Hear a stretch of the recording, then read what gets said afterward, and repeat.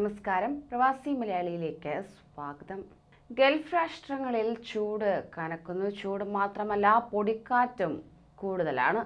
അടിമുടി വേവുന്ന ചൂടാണ് ഇപ്പോൾ റിപ്പോർട്ട് ചെയ്യപ്പെടുന്നത്. തണുപ്പിന്റെ കാലം വിട്ടുമാറിയിരിക്കുന്നു. വെന്തുരുക്കുന്ന ചൂടിൽ ദുസ്സഹമായിരിക്കുകയാണ് ജനജീവിതം. കഴിഞ്ഞ 2 ആഴ്ചയ്ക്കുള്ളിൽ രാജ്യത്തെ ചൂട് 49 ഡിഗ്രി സെൽഷ്യസിൽ വരെ എത്തിയതായി ഖത്തർ കാലാവസ്ഥ വിഭാഗം സൂചിപ്പിക്കുകയുണ്ടായി.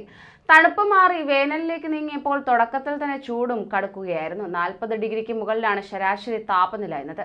ചൂടിനൊപ്പം തന്നെ കഴിഞ്ഞ ദിവസങ്ങളിൽ ശക്തമായ കാറ്റും വീശിയടിച്ചിരുന്നു. വെള്ളിയാഴ്ച തുടങ്ങിയ കാറ്റ് വരും ദിവസങ്ങളിൽ രാജ്യത്തിന്റെ വിവിധ ഭാഗങ്ങളിൽ വീശിയടിക്കാൻ സാധ്യതയുണ്ടെന്ന് ഖത്തർ കാലാവസ്ഥാ കേന്ദ്രം അറിയിക്കുകയുണ്ടായി. പൊടിക്കാറ്റ് വീശിയടിക്കാനുള്ള സാധ്യതയുള്ളതിനാൽ തന്നെ ദൂരക്കാഴ്ചയും കുറയും.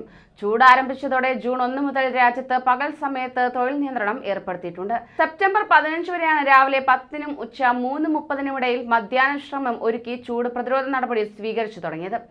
വെള്ളിയാഴ്ച മിസൈ ഈദിലാണ് കൂടുതൽ ചൂട് രേഖപ്പെടുത്തിയത്, 49 ഡിഗ്രി. ദോഹ വിമാനത്താവളം, ഖത്തർ യൂണിവേഴ്സിറ്റി, മുസൈമീർ, അൽഖോർ, ഷഹാനിയ, കറാന എന്നിവിടങ്ങളിൽ 46-ഉം, ഹമദ് വിമാനത്താവളം, അൽവക്ര, അൽഖോർ എന്നിവിടങ്ങളിൽ 45 ഡിഗ്രി സെൽഷ്യസുമാണ് രേഖപ്പെടുത്തിയ ഉയർന്ന താപനില എന്നത്.